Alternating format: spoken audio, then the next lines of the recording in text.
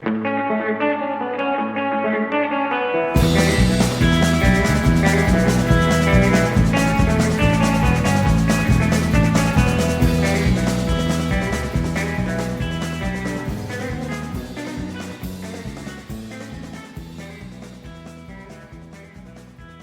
everybody, welcome to the Blue Ribbon Lounge podcast. Welcome back to the lounge, and if you're new, welcome to the lounge. And if you're old, welcome back to the lounge. Yes, you get a second greeting. Thanks for joining us here on this very special episode, 100 episodes long, baby. Yep. They say size doesn't matter, but it's all about quantity over quality. Well, you got some quality. Yes, I mean, we're up and down on the quality scale. Yeah. Well, doing this research, I have noticed that the quality has gone up. Oh, okay, that's good. As compared to when we started. Yeah, and so we're going to do a little bit different stuff today. We always do different stuff. Well, you're not wrong about that, except for our, 18 Sasquatch episodes. Two. Oh, two. But we thought we'd just, kind of take an episode for ourselves. Yeah. I feel like this is. And I do have one thing that I brought to the podcast, just because it was on the list for a long time and it kind of got boring to me. And I was just like, you know what? I just kind of want to knock that out really short and simple. What you got? So on the list, and a while ago, I had heard about fake buildings. Oh, yeah. And so, I kind of dove into it a little bit, and it was kind of a boring subject. So I just thought I'd, bebop it out here. And what I was looking at are fake buildings in New York. Okay. And from what I gathered, there are several across the country, mostly in major metropolitan areas. Yes. So a lot of these buildings were originally there in New York, and when they were building the subway system, okay, so before that, so these buildings have pretty heavy doors. Some of them I saw have metal plates over hatch looking areas. Okay. Super tinted windows, if they even have windows.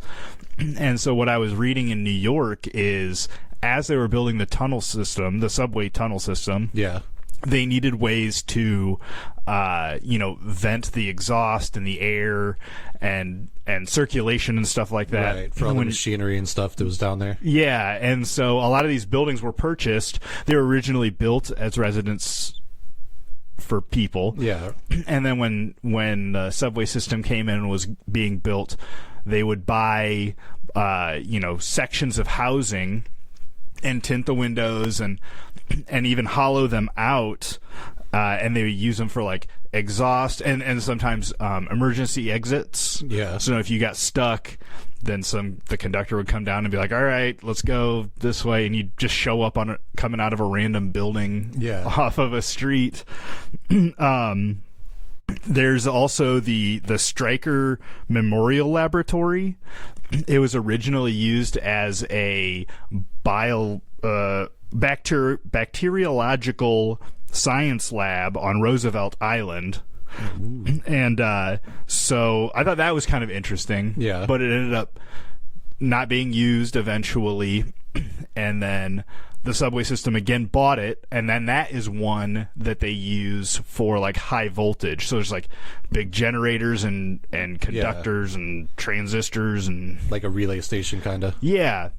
And that's what I found a lot of cities that don't have subway systems. They're just big high voltage areas that they've contained, so kids don't go in and hurt themselves, or maybe some people don't go in and steal the copper out of them or something. Yeah. And so a lot of them are for either visibly hiding or hiding for safety reasons. Yeah. Because, you see them in a small area like the Quad Cities, and it's just a big power station with a fence around it, Right. It says high voltage, stay out. Yeah. And then on the Hudson River, on Pier 34, there's a big fake building, and that is one of four, Yeah. and it goes over the Holland Tunnel, Okay. which is just like a tunnel for cars to drive through. Yeah. And so before they did that, their worry was, exhaust fumes and stuff like that. Right. So there's 4 buildings. 2 are used to force air in, and 2 are used to suck the air out. All right. So you have circulating fresh air, so not everybody in the tunnel dies in a traffic jam or something. Yeah. That's interesting. Like in Virginia, like in Norfolk, they have tunnels like that. Oh, really? Also, but they have like huge fans that just hang off the ceiling to like blow the exhaust out. Oh, like blow the exhaust out of like the front or the back of the tunnel or something? Yeah, like Or- from the middle, they kind of point out. Oh, okay. So then every so often, there's fans and they're blowing towards the opening of the tunnel. Okay. Yeah, and I didn't get. Oh, the Holland Tunnel is 2 miles long. Yeah. So that's pretty long. I don't know how long the tunnels you're talking about would be. Well, the smaller ones have the visible fans, but yeah, something that long probably has to have like a cooler exhaust system. Yeah. And then the one I did find that was odd is on 33 Thomas Street, is a 550 foot tall, 29 floor, essentially, almost a skyscraper. Yeah. And there's no visible windows. There's like a large cement like barricade and metal like wrought iron fence around it. And the actual use of this building is not really known. Really? But supposedly it's owned by AT&T. So maybe it's some sort of important like data, or like I had heard that it was an original like telephone switching station, Okay. Like back when they actually had to unplug and plug it in to switch people around. which may be understandable in a big city like New York. Yeah. But it's said that the building has enough food, water, and gas for generators for like 1,500 people for several months. Really? Yeah. And, I don't know what their forethoughts were in creating the telephone switching system, but I can understand, if it's like the only way for. Because New York is a big city. Yeah. It would be hard to, run orders or whatever between police stations or fire departments and stuff like that. I wonder if it was like really over-engineered in case of a natural disaster or something. Possibly. I know, like, I would say World War II, Cold War era, there are places like caches like that all over the United States. Oh, okay. Where the government just like stuck like crackers and clean water and stuff like that. Not really like ammunition, but food. They've got squirreled away. There's a big cave in Tennessee that me and the old lady went to. It's got like the biggest underground. It's pretty much a sea because it's so huge. Like water? Yeah. Oh, you okay. could fit the Empire State Building in it. It's that deep. Oh, wow. Yeah, but in that cave, there's an offshoot where there's a bunch of boxes that the government put a bunch of crackers and like rations and stuff in there just in case something happened. And where did you say that was? It's Tennessee. Oh, that's cool. Yeah, so it's not like publicly known what this is exactly used for. There's also, so that in itself, the look of the tower and not knowing what it's for has obviously got but it's got an air of government shady business. Yeah. Conspiracy for sure. Yeah, and along with it is like it's said to have like floors so thick it can hold like 3,000 pounds per square foot. Okay. And I don't know what any of the equipment that would have been used in a telephone station would have weighed, Yeah. Like maybe that shit is the size of. They had to fit like small building size electronic things inside of every floor or something. Well, if that's one of the original switching stations, think about like old computers where you see it takes up the whole Yeah. room. Yeah. So I'm sure it's probably like really heavy equipment and tubes and transistors and all that. Yeah, everything, you look at your phone and everything would have been, 100 times the size. So Yeah. I could definitely see that being a case. But that was about the most interesting thing I found with these abandoned buildings. And that one, or, fake buildings. Yeah. But that one seemed to have a lot of cars around it. Really? And there was like a big kind of grand entrance you'd see for like a hotel or something with like a big Okay. awning and a big like a tiered staircase and Yeah. stuff. So I don't know if that one's actually used for stuff. It also had like a garage door going into a basement. So maybe that one is actually being used for stuff. We just don't know what it is. Certainly a weird looking building. Yeah, for sure. And I know they're in California and Los Angeles. They have a lot of fake buildings that actually have oil derricks in them. Oh, okay. Where I don't know if they still work, but back in the day they used to have them. And then when LA started becoming more of a city and not just a sprawling like suburb kind of area, they started building buildings around these oil derricks. Oh, okay. Kind of cover them up. And that, like this concept of covering up something that's either unsightly or to make it safer, makes me think of like when you drive through the West and you see those fake trees that are antennas.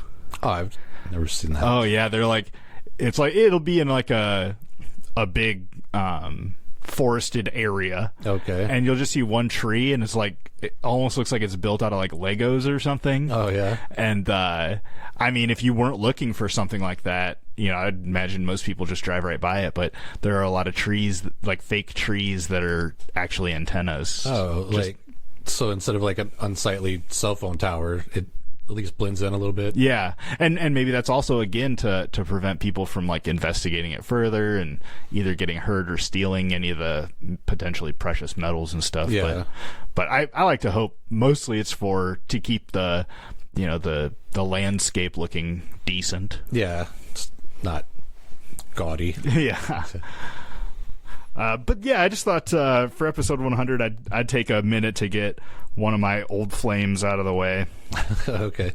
Well, if you're going to do that, I have a holdover from last episode. Oh, okay. Which was with our friend Tyler from Black Magic TV. Yeah, we talked car conspiracies, and I don't have the notes for it, but the guy who invented the intermittent windshield wiper, Oh, okay. like, he didn't invent windshield wipers, but he invented to be able to control them. Yeah, like the relays or something. Yeah, because he had like an eye injury on his wedding day. He shot himself with the champagne bottle, Oh, no. and it caused like nerve damage in his one eye.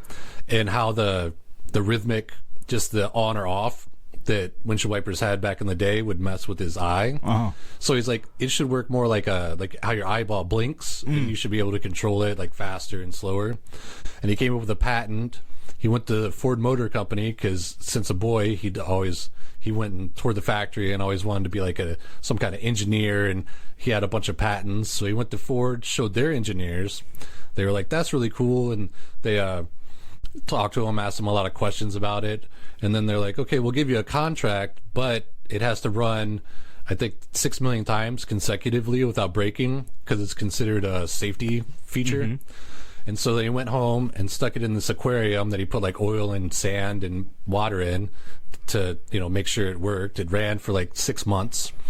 And he came back. He was like, "Hey, it works." And they're like, "Oh, we're not really interested anymore." And then the next model of Ford that rolled out had the intermittent wipers on them. You sons of bitches. Yeah. So when he found that out, he had a little mental break. Oh, no. Yeah. And he went into like a mental institution for a couple months. And then when he came out, he proceeded to sue Ford. And he went through a bunch of different legal teams because they tried to settle outside of court. And he's like, it's not the money, it's about the principle of them stealing from a little guy and just thinking they can get away with it. And he ended up representing himself, and he had his own little office, and he would sleep on the floor and just be surrounded by all these like boxes of legal mumbo jumbo, and he had his kids help out, like run in papers back and forth. and he got so obsessed with it that his wife couldn't take it anymore, and he got a divorce. Oh, wow. Yeah, but then he ended up winning his case for like $30 million. Holy shit. Shouldn't have divorced his ass. Right. But he didn't stop. After Ford, he went after General Motors because they were also using it. And then after General Motors, he went after Mercedes. And he pretty much just lived a meager life, even though he had all this money. And he would like sleep on the floor and was super eccentric and spent the rest of his life just battling car companies, just trying to be like, you can't just use my stuff, you know? Yeah.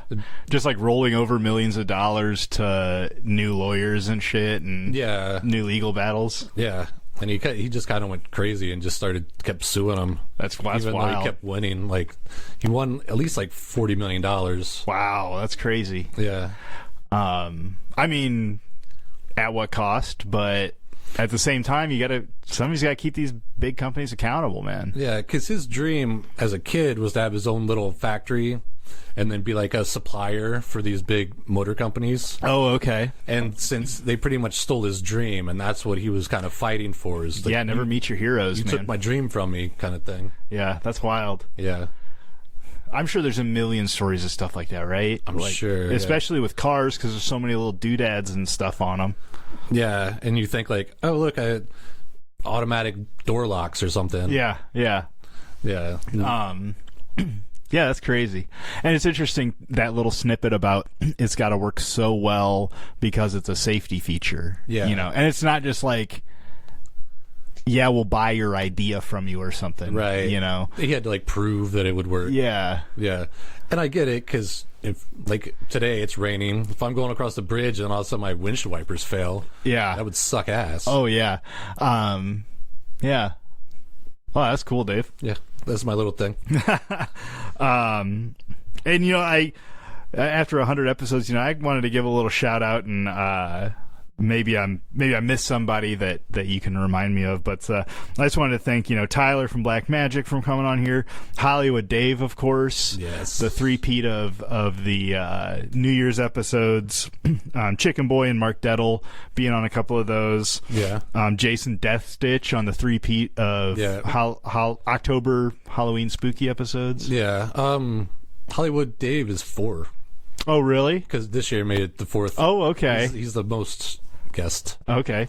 And then Justin X. Yes. Was he just on the one episode? He was on AI? 2. 2? Was he also on the mind control episode? Yeah. He wasn't credited. That must have been a little before I was doing that kind of stuff. Yeah, he wasn't in the, like, the title. Yeah. And thanks to Mike T for coming on for the Nirvana You Mind. Yeah.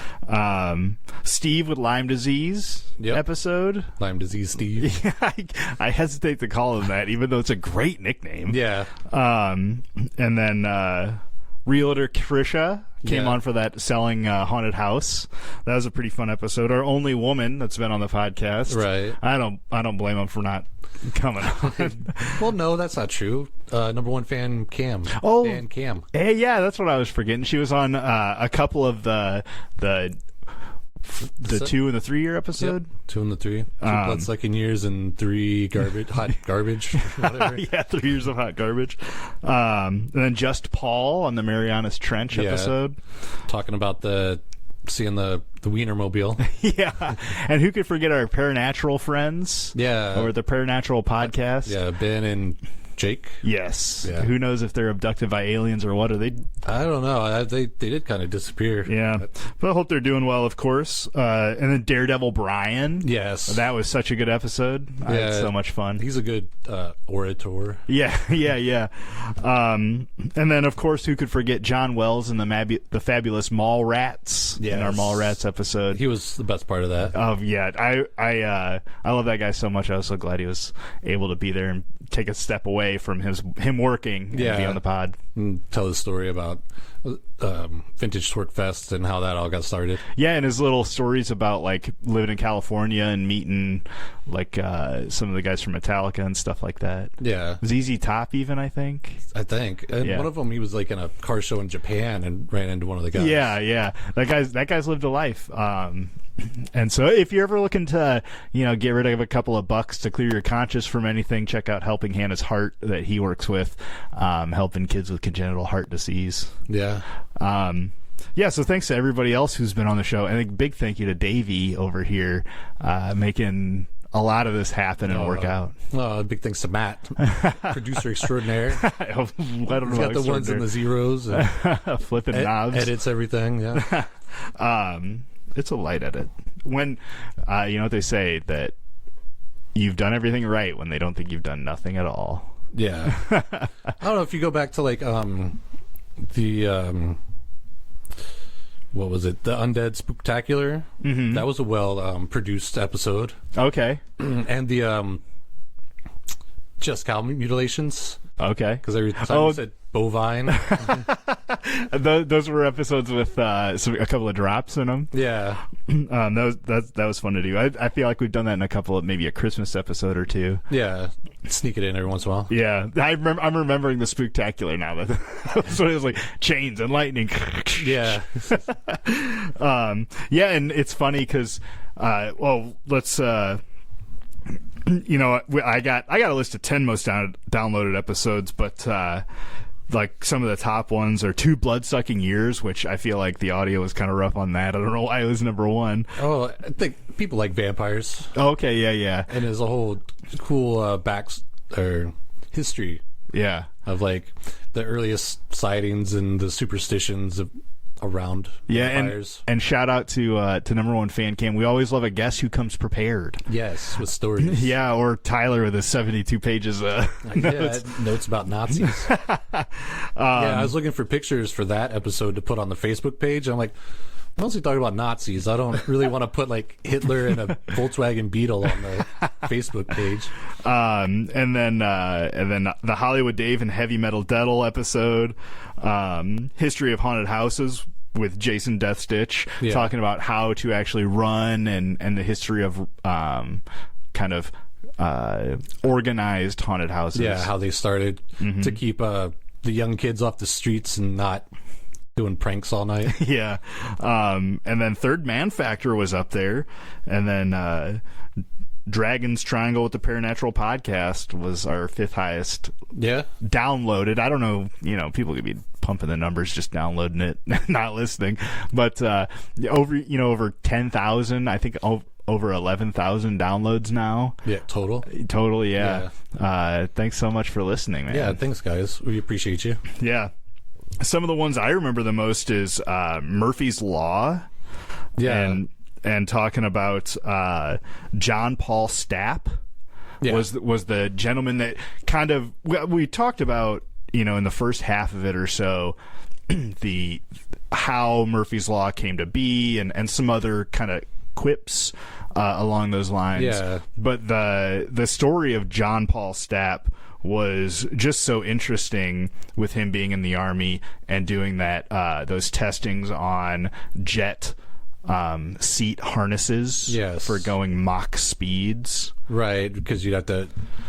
Because it's not so much getting up to Mach speeds, it's the slowing down from the Mach speeds. Yeah, it's not the fall that kills you, it's the sudden stop at the end. Yeah. And that one was cool because he went on to like help car manufacturers and the aviation, like airplane safety and stuff like that. Yeah, it was that was such a good episode that was like a story underneath the story. I always tell everybody listen to that one if you want to. It's a good one. And I was looking at our Spotify and YouTube, and the show comes out of Podbean, and we pay to put it up there, and they hold on to our episodes, and they distribute them. But I didn't get, when we first started, we were doing everything off my cellular telephone. Yeah, or like you had an iPad. Yeah, because when we did the first Alien episode, I think it was Alien Sightings. Yeah, episode 4. Yeah, we actually had audio from a guy who got pancakes from aliens. Oh, yeah. Yeah, and you did that through your iPad and connected it somehow to play. Yeah. Yeah, we were, we started the podcast on, it was I mean, it was kind of expensive. It was like $150 for that little mixer I had, but it ran right into my cell phone, and I did pay like $3 a month for the software. And now using the computer, it's I bought the software, so I don't have to pay that fucking subscription service bullshit. Right. But it really, like, actually thinking about and listening to and looking at the equipment and stuff like that, we have gotten better. Yeah, like I was saying when I was doing some research, because like I went back and listened to some episodes, like the Love Raft. Oh yeah, because I couldn't remember the guy's name was Santiago, and the quality, it seemed more like we were doing it almost like on Zoom, just between us two. But I know that all ours are in person. Yeah, except with number one fan Cam and the Paranatural Boys and Tyler Blackmagic. Yeah. So if you're out there and you want to be on, we'll maybe try to figure it out. Yeah, but I'm just saying that listening to those from like 2 years, 3 years ago, and then listening to the new ones, you can definitely tell the difference in the audio quality, and it's gone up.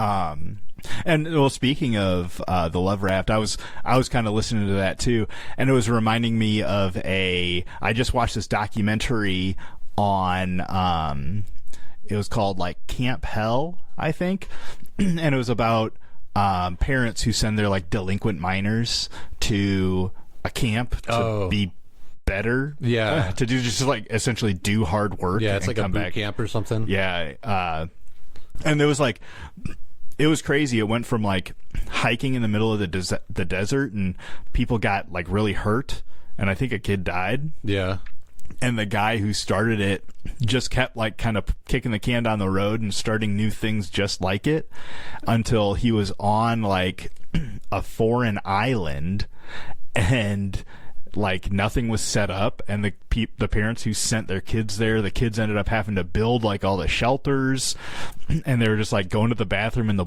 forest and stuff like that. It was crazy, man. I couldn't imagine. And it's like, sometimes I think that would be a great way to camp, but I think as a minor, and being shipped off against your will, obviously those are some pretty big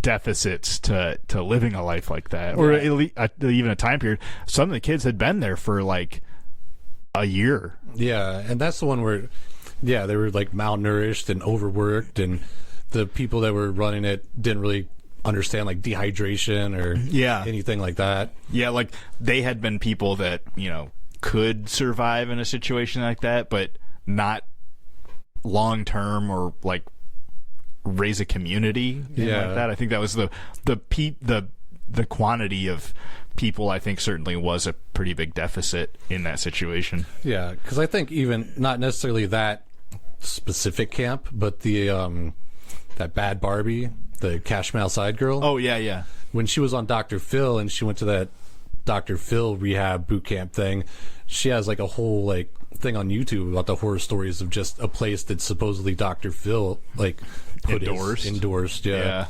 And she was saying that some kid died there while she was there. Yeah, I think the guy that started the documentary that I had watched was on Oprah or something like that. Yeah. And so I mean, when you have somebody as big as Oprah or Dr. Phil backing you kind of tend to think that there's a certain amount of safety or precaution or something. Yeah, or some checks that went on to see that where they're sending these kids is decent. Yeah.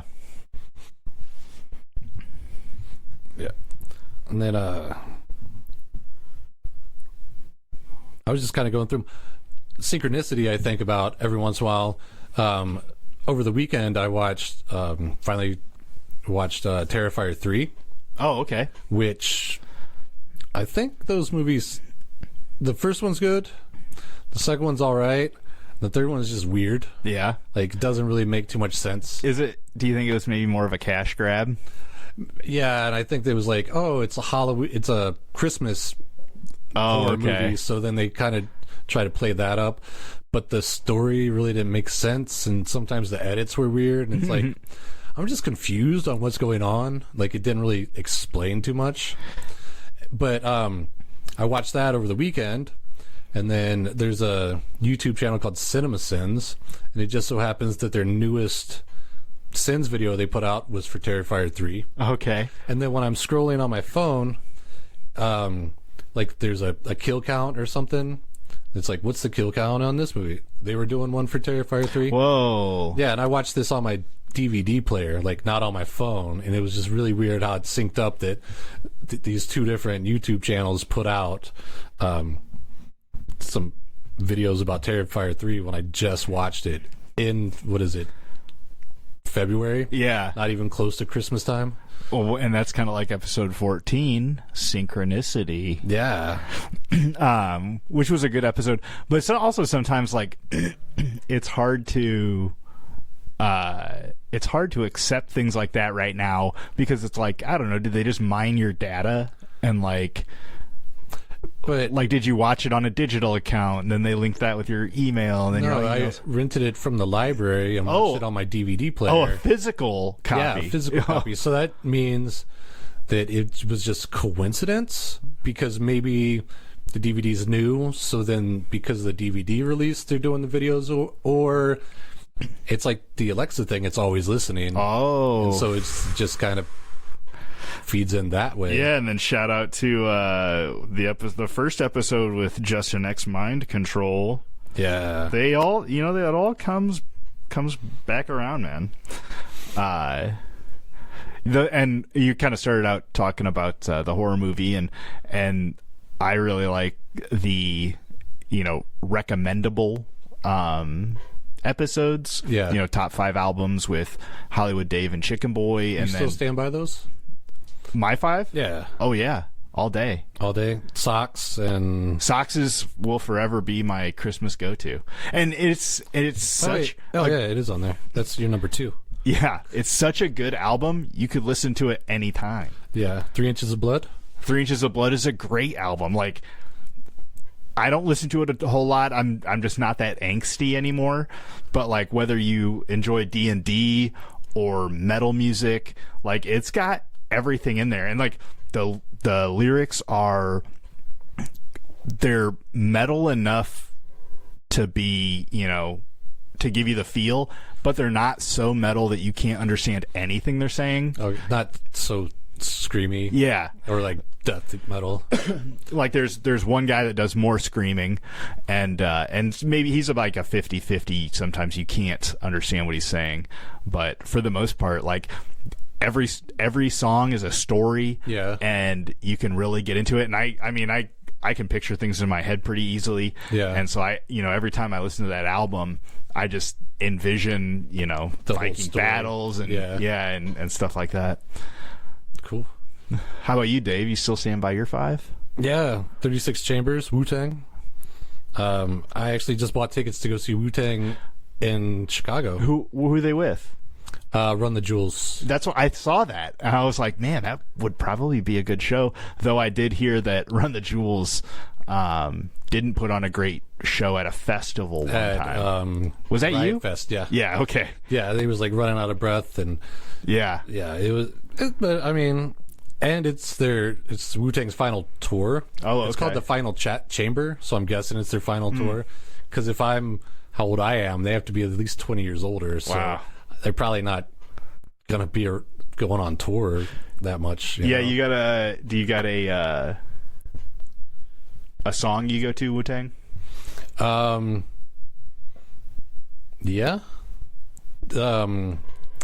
Yeah. Okay. Cool. Next. Let's move on. Well, I don't, because I listened to the whole album, Yeah. Yeah. but it's maybe it's 36 Chambers, but it's he talks about metal flying guillotine chops off your fucking head. oh, okay. Who is that? Hey yo, the Woo is back, making people go buck buck like on Superjet.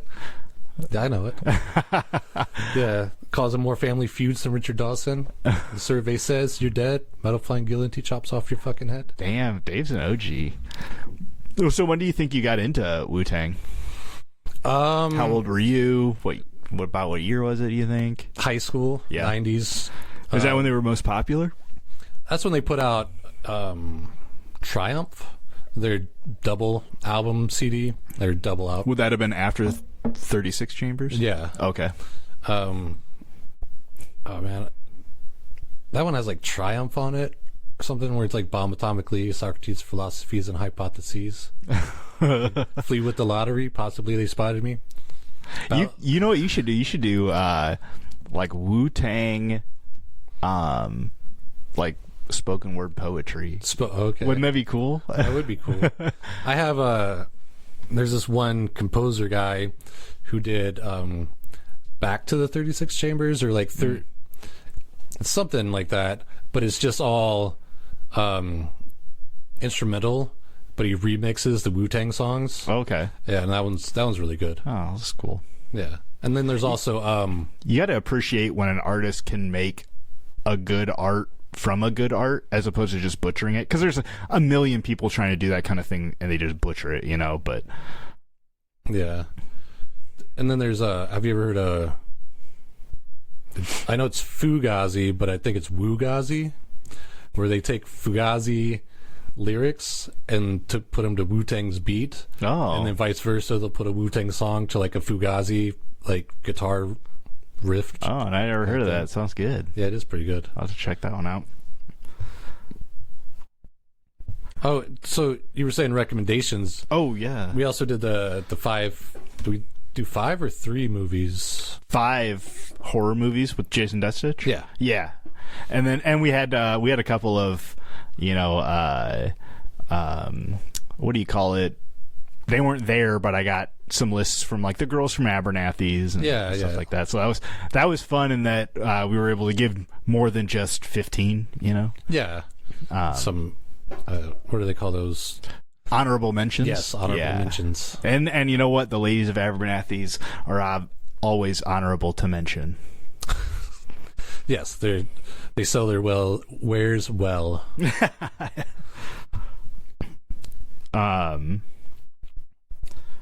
Yeah, I remember when we did the hot garbage one.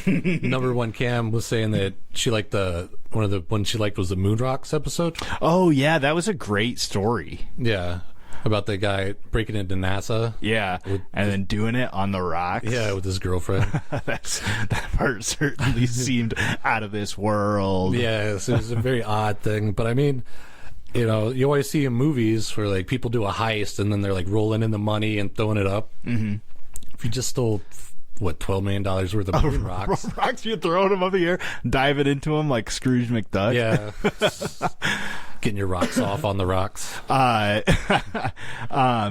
You know, and talking about the audio sound, I think certainly we're not, you know, experts by any imagination, but just being able to jump on and riff, and you know, there's certainly not as much dead air as some of those older episodes. I remember cutting out chunks of episodes where it'd be like, I forgot to go to the bathroom and I'd be gone for 30 minutes, or not 30 minutes, but it felt like that. But you know, I kept getting a name wrong and had to edit a bunch of times or something like that. And maybe a little bit of that is caring less about perfection.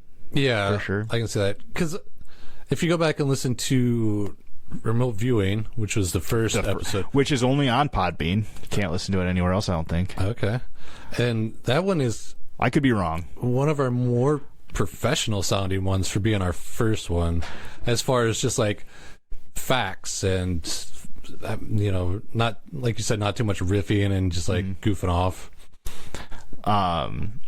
Yeah, and that's another thing. I wanted to go through a bunch of the episodes and be like, hey, I wanted to apologize for this wrong fact and this wrong fact, and most of them are not around the episode itself, but I just say things offhanded, like there's a Metallica reference that I said that was wrong, and you had it right, and I was arguing with you, and then my wife was like, Matt, who knows more about Metallica, you or Dave? And I was like, probably Dave. and some cult true crime murder stuff that I had gotten wrong that the wife was kind enough to correct me on. But, yeah, I think we were talking about Jonestown one time.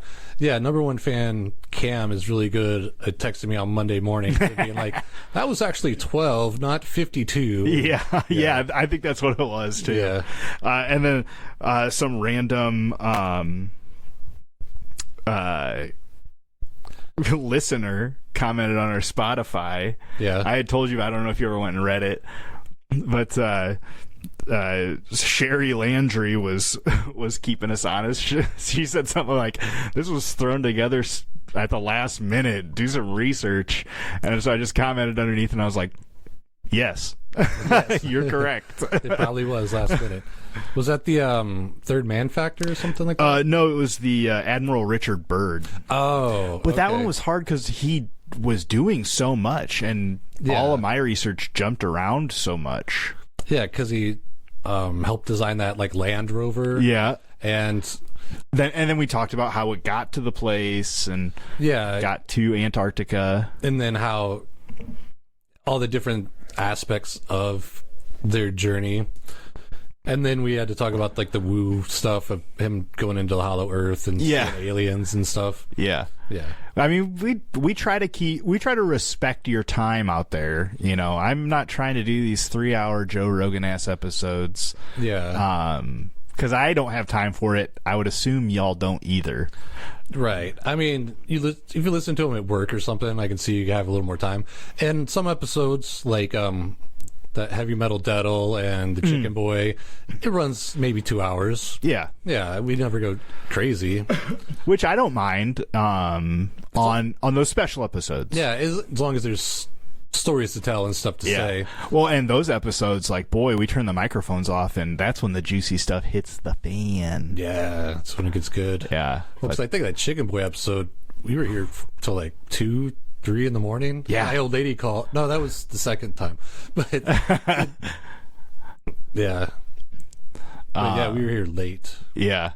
And then the episode with Hollywood Dave, the suck off. Yeah. Was like, that was all riffed essentially. Yeah, I just had a couple of like talking points, I guess. Yeah, I mean, because we wanted to do another episode with Chicken Boy, but he had to work. Yeah. And then I kind of sloughed off inviting anyone else. And then, I mean, he just kind of dropped that little gem into our laps. And it was, I mean, I can't speak for the listener, but it was a fun time for me.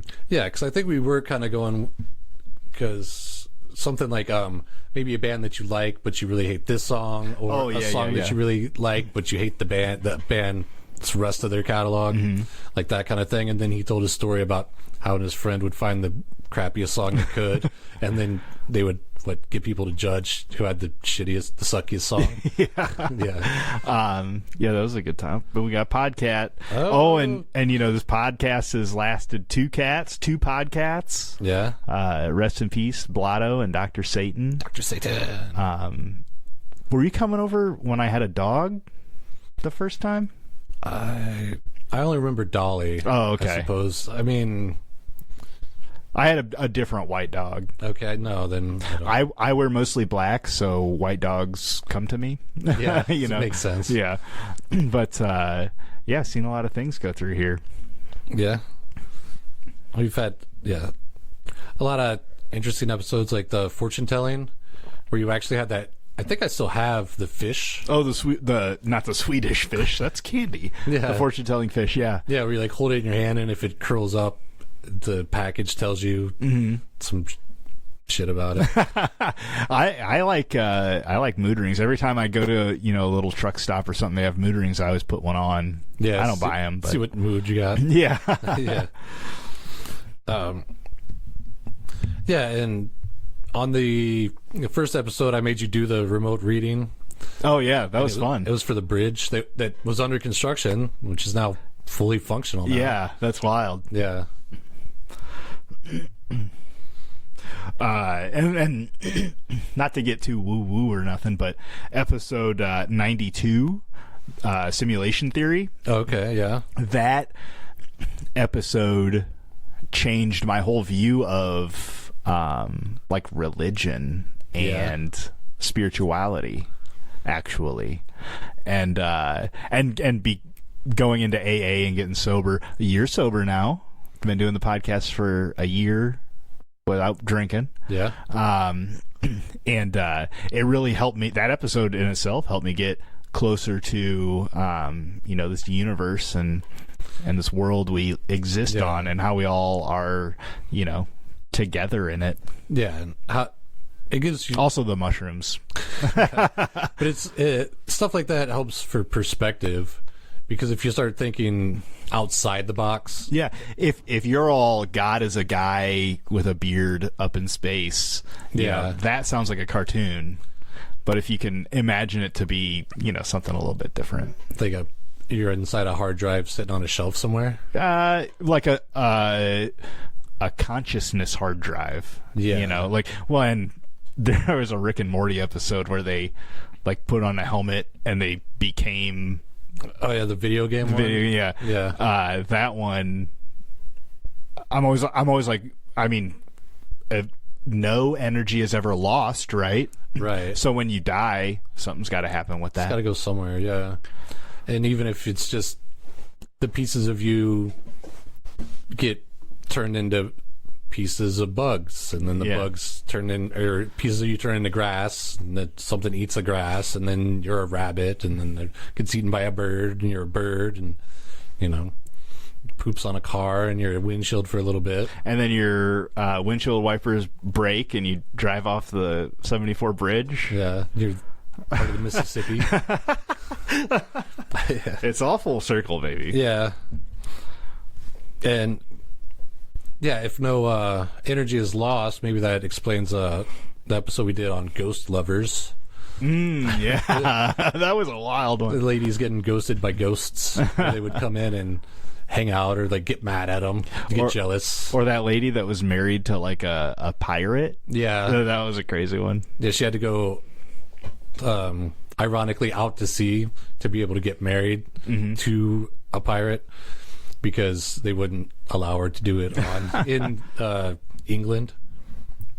Or that one was also weird, because it was talking about in Japan, in their culture, if your fiance dies, you can legally get married to them after their death, so that way you can still get their inheritance or be part of their family, and have their family umbrella kind of take you in, and you're they make you their daughter, and then it's also legal, so then any kind of money or anything that they had can come to you. Mm-hmm. Yeah. And that takes me to the Tsunami Ghosts episode. Yeah. It was pretty crazy. In that, how we all know that things happen, but the layers of the crust that created the tsunami that also created an earthquake that hit the nuclear station. Yeah, Fukushima. Yeah, and it all just kind of coalesced into one. And Japan is pretty small, so something like that happened, and it affects a lot of it. Yeah, that was the earthquake that lasted for 5 minutes, so long that people were actually okay, because usually you run, you get to safety, you're outside or wherever, and it's over, but then it kept going so long that I think one of the reporters was like, is this life now? It's just the earth is just shaking all the time. Yeah. What a crazy world that would be. Yeah. And that one was, taxi drivers picking up ghosts, and then when they get to their destination, they're not there, or family members seeing lost loved ones. Yeah, and there were a bunch of crazy videos. For one, whole buildings and cars and stuff getting washed away. But there was one of a potentially escaping gas that crawled up a building. Yeah, that looked like some kind of weird creature. Yeah, and that how that guy made that spirit phone. So, that was super cool, yeah. Yeah, so people could kind of cope. There's something like that in Rock Island, I think. Really? Yeah, it's so if you go out here, you take the main drag from Moline to Rock Island. Yeah. It's like offset from Avenue of the Cities. Yeah. And it's like almost as soon as you get into Rock Island, you pass like Julasco is the start of it. And there's some guy with an old-timey telephone just ratchet strapped to a telephone pole. Like one of those old-timey telephones where you talk into the box and you have like the earpiece. Yeah. I'm pretty sure that's what it looks like. But I've always wanted to stop there and just like talk into it. That'd be cool. Or some of the ones that were like a little bit more real to maybe us in like the D&D Satanic Panic, and then the effects of video games, those types of things that were a little bit more tangible to our existence today. I thought was interesting. The oil spills, that one was a sad one. It really was, because when you talk about corporate greed, and then just like the effect that humans have on their environment. Oh yeah. But then we also have fun ones. I mean, like any of the ones we've done with the Paranatural Boys, or the Daredevil Brian. Oh yeah, where he talked a lot about his time in the military and like his over 2,000 jumps and stuff like that. Yeah. But then also we kind of squirreled in a bunch of information about daredevils and stuff. Yeah, and it was cool because you were talking about like a guy who did a free fall without a parachute. I think he had a parachute. Oh no, I did, because he just landed in a net. Yeah, like he had a parachute, but he took it off or something, and then landed in the net. I don't remember the exact stuff. I'd have to re-listen to the episode, but between that and then was it you that brought up like the space jump? Yeah, that was cool. Yeah, and it was cool to have Brian there because he jumped so much that he could like tell us the little details about the wind velocity and stuff like altitude and all that.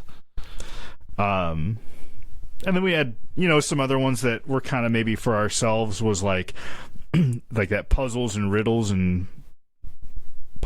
and riddles, and was there a joke episode? Yeah, I did like that one. Just it's not all seriousness around here. We have a little bit of fun too. Yeah, talk about creepypastas and and the SPC Foundation. Yeah, Secrets of the Vatican, where we kind of talked about different popes and then what's hiding in the basement. And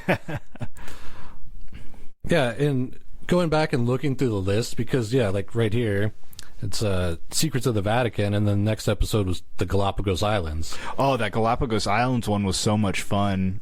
After hearing that story about like goats and stuff. Yeah. And was it Project Judas or something like that? Where they had to go through and get rid of the goats? Yeah, they just like mowed them all down with machine guns. Yeah. And then the goats learned, and so they started hiding. Yeah, when they heard helicopters and stuff. And then they would like make a goat be in heat. Oh, to track the other goats. Yeah. Like how crazy scientists are. But they were destroying the ecosystem, so what are you going to do? Yeah, because that also ties into the Pirates episode where we talked about how islands would get goats, is because they would put them there so when they're sailing back and forth, they'd have a ready food supply on the island. They would take the turtles and put them upside down so that they could live for a while. And and then also the I can't remember which episode it was. We talked about like the postal service on there, where it was just like a box. Oh, and you would just leave stuff, and hopefully somebody would come by on their way and pick it up. Yeah. And I just recently heard a story about that, and like tourists will go there and leave letters for themselves. And the concept is like a person would grab a letter from close to where they live and deliver it by hand. But a lot of people, I guess, like would put an envelope in there, and then somebody that lived close would just come and mail it from their house. Yeah. Which is a little bit, it works in a way, but it's not really like the idea of the thing. Right. And that's also like a tourist where sometimes it's like a cool thing, but then you get 100 people doing it. Like, there's bridges in like France where you can buy a lock and put it on there, and it's supposed to be like a love thing, like this is our love. But then so many locks have been put on the bridge that sections of it will like fall into the water because it gets too heavy. Yeah, that's kind of funny. Just carve your name into a tree. Actually, use chalk and write it on the ground so it'll wash away. Yeah. Your love is actually not that important. Well, not to mar a tree or something, like a park bench. Yes, go for that. It's already picnic been, table. It's already been cut down. So, and then even Loch Ness. Yeah. Like obviously you have the monster, and then like kind of dissecting the reasons why people see what they think they see and stuff like that. But then also who was it that bought the castle there and was doing Satan stuff? Oh, Aleister Crowley. Aleister Crowley, yeah. And then was he just in that episode, or was he in another episode? I think we had a Aleister Crowley episode unto himself.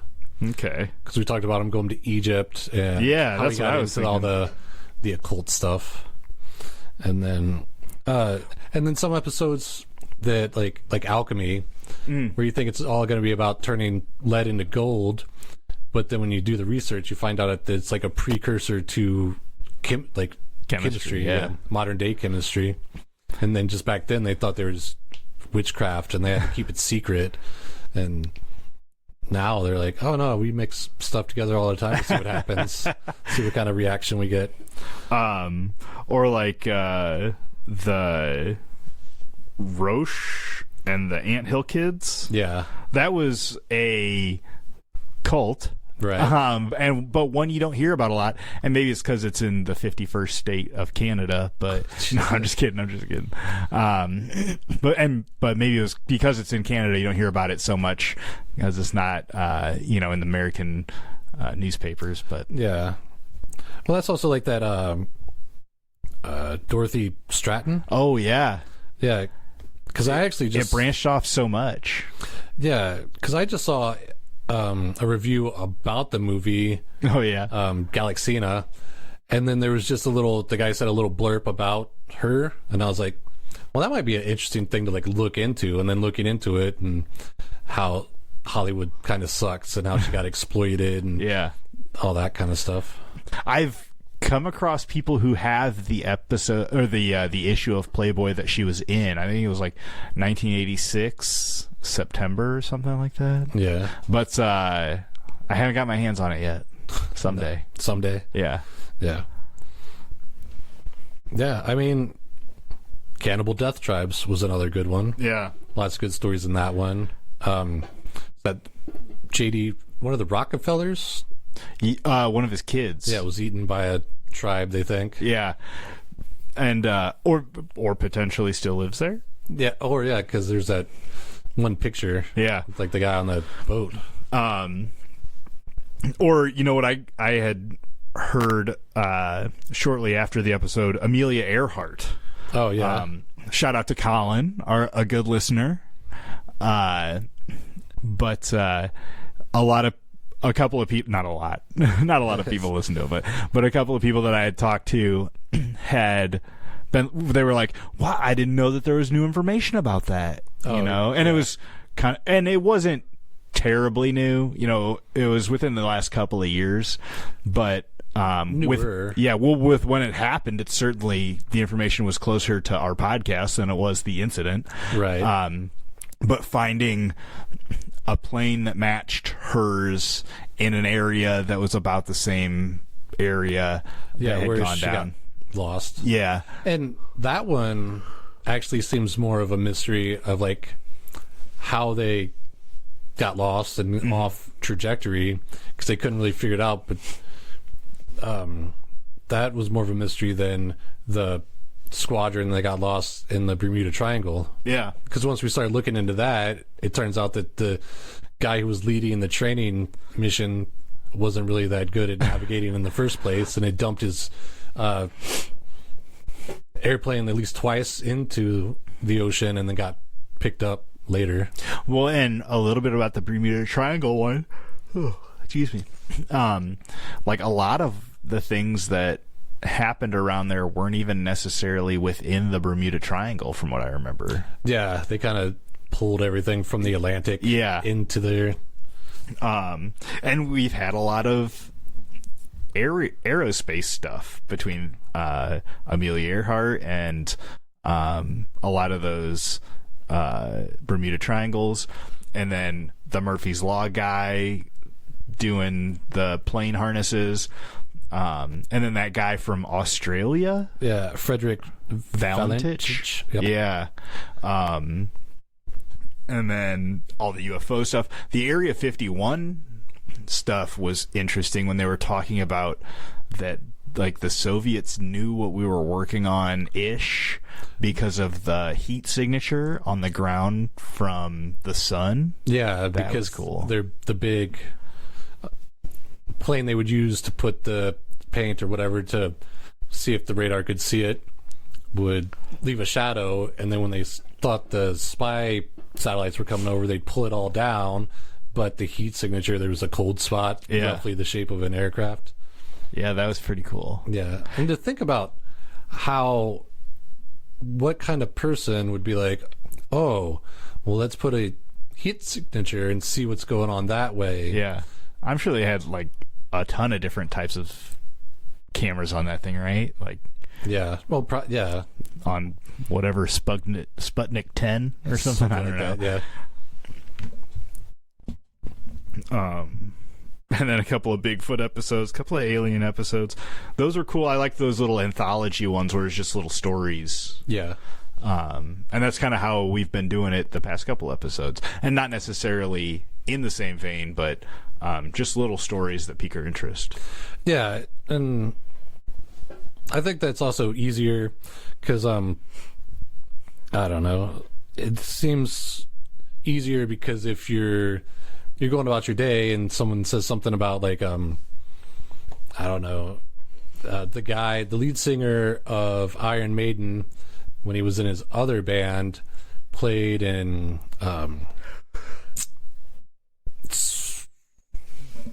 someplace when Yugoslavia and the Herzegovina and all that place was having their war when they were breaking up after the Cold War. He got asked to play there, and the village was under attack, and so the UN helicopter couldn't fly him in there. So then he found another way to get in there to play the concert, and while they were in the middle of being sieged, and there's like bombs and guns going off all over. That's crazy. Yeah, like, you know, you hear a little something like that, and then you're like, oh, well, I can dig into it a little farther and bring it to the pod, and we don't have to like do a whole episode, you know, try to stretch stuff. Yeah, because there's been a couple that we had to try to stretch. I think maybe that Murphy's Law one was kind of an example to where we were lucky to find that underlying story. Yeah, because the Murphy's Law itself is just what's going to happen, or if it can happen, it will happen. Yeah, I mean, we could have just said that and then shut the episode down after a minute and a half. Right. And you know, we used to do a lot of bullshitting in the beginning of the episode. I prefer doing that at the end, or kind of spitting it out in between stuff, just to kind of keep the episode itself rolling. Yeah, I did notice that going back to some of the older episodes. It's like, okay, we got a beer from Stompbox, and then 15 minutes later, then I'm skipping. I'm like, oh, now we're talking about the parade or something. Yeah, and I mean, I don't mind bullshitting, but also if you can kind of like jump in and then also throw the bullshit and kind of mix it up. Yeah, not so much like this segment and now this segment. Yeah. Well, let's see. Do you remember the episode we were eating pizza? We got Lopez. It's one of the ones in the beginning. I remember that too. It had to be close to whatever we did for Christmas. If we did like, because it was No Fun November. Oh, okay, yeah. Huh. So, yeah, I don't remember which one it was. There are so many good ones, though. Yeah, I mean, there's good parts to all of them, really. Yeah, Crazy Rich People and that the guy who dug that Oh shit, that's my phone. Speaking of crazy rich people, it just started playing. But the guy who dug the trench that spelled his name, Yeah. and you could see it from space. And then they made him bulldoze it or something. Yeah, they're like, you can't do that. That felt like something like his dad caught him and like, nope. Yeah. That sounds like that's some rich people shit right Yeah. there. Yeah, it's like drawing on your wall. The rich person version of like drawing on your wall. Yeah, You're like, and then nah, getting you gotta caught. paint over Yeah. that. Yeah, but speaking of which, I did bring a couple of Jones sodas if you wanted to Ooh, yeah. give it a try. What do you got there, Davey? I have a root beer and a blue bubble gum. Which one did you bring for me? Whichever one you want. I'm gonna take the root beer. Okay. I knew you'd say that. No, that's fine. I should have got 2 root beers, but I thought that would be lame. This is blue bubblegum soda. What you should have done is not giving me the choice. Oh, okay. It's not a pop top. Yeah. Oh. Hey, to 100 episodes, Davey. Yeah, cheers.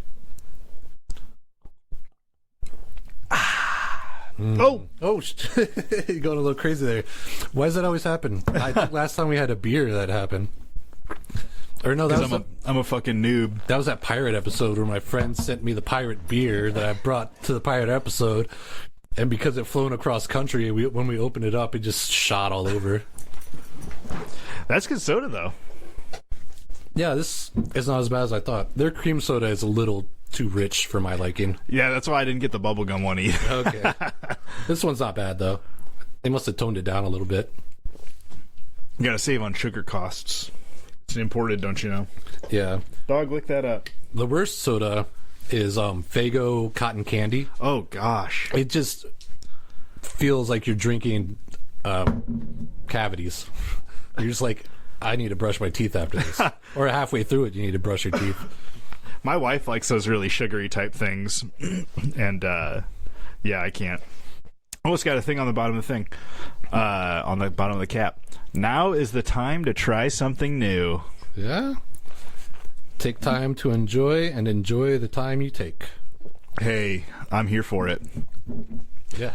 I guess, you know, if you've gotten this far in the episode with just us bullshitting, obviously a true fan. Yeah. I think I'm for sure down to hit 4 years. Yeah. That's a couple more episodes. Right. What's it? 52, so it's what, 26. So then 46, and then 60, 72. Oh, you're doing the math. Yeah. I'm like it's somewhere in May, I think. Oh, okay. Or maybe June. All right. But yeah, I mean, I got nothing against the podcast and stuff. I think I'm wondering if it's time for me to do something different. And I do so much other stuff. Check out Black Magic TV on Wizard Wednesdays. Yeah. Or check out Matt's Instagram to see all the pictures of all the crafts he does. Like, yeah. The basement, the lounge itself has evolved. Yeah, we over used the to years. we used to podcast over there, and then we podcasted over there, and then now we podcast here. Yeah, and your bar used to be over there, and now it's over here. Yeah, and you have like what's that fish called? Where do you go? Fish. The mermaid. Oh, the Fiji mermaid in that lobster trap. You can't really see it. His head's sticking out. Oh, okay. It's like directly behind you. Yeah, and the marlin. The marlin. I was there when I was sitting on your kitchen table. Now it's Yeah. down here. Yeah, the Blue Ribbon Lounge has evolved quite a bit since the podcast. 4 years, 2.5 or 3.5. Yeah, new wood, new walls. Yep, new TV, Yeah. and so many different arts we've had, stickers and stuff. Yeah. Tiki Oasis. Yep. Yeah. Well, but you know, I am looking forward to the future. I just don't know what it is yet. Yeah. You know, and That makes sense. So I know there's a change out there for me somewhere. I just don't know what it is. Yeah. I do look forward to it though. Well, that's all you can do. What? Oh, that's pessimism. Oh. I used to have this Ziggy cartoon, like the one panel bald guy. Yeah. And it would say, always plan for the worst, but hope for the best. Yeah. Yeah. And I'm like, that's not a bad philosophy. No. I mean, and I don't think that's super pessimistic. No.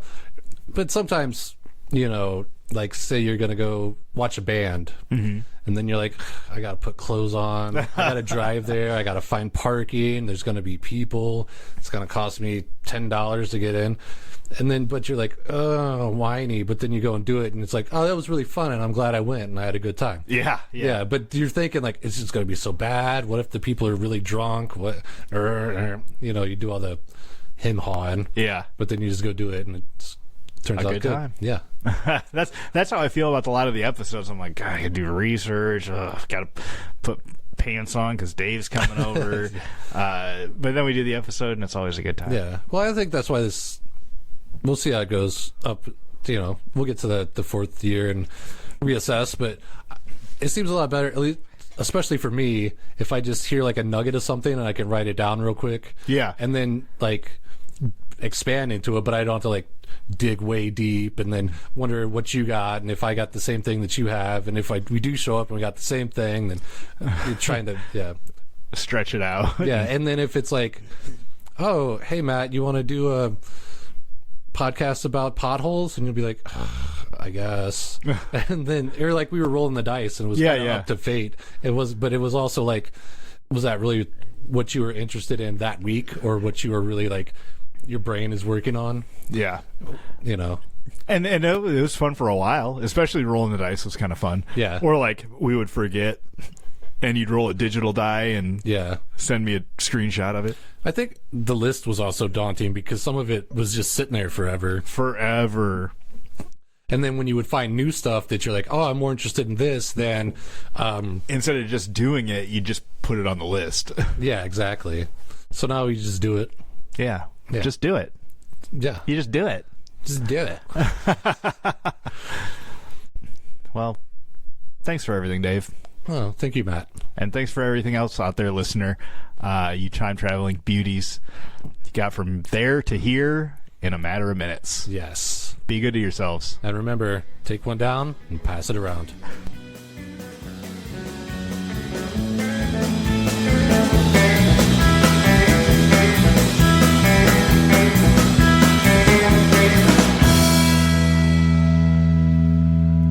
Hey, welcome to the Blue Ribbon Lounge podcast. We are deep beneath the Earth's crust in the fabulous Blue Ribbon Lounge. Very much so. I am Matt. And I'm Dave.